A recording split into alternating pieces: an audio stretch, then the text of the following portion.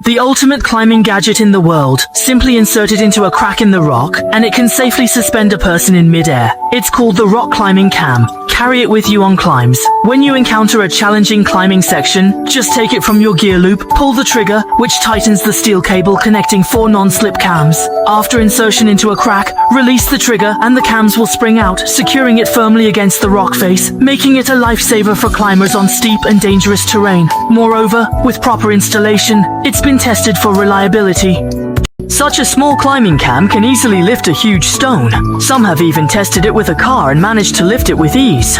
Moreover, it doesn't damage the rock surface like expansion bolts, which require drilling a small hole, injecting glue and inserting a hook for climbers to continue their ascent. But in 2017, 3 hikers hammered 26 bolts into Python Peak and ended up with a 6 million yuan claim, averaging 230,000 yuan per bolt. However, with the use of climbing cams, such incidents will never happen again.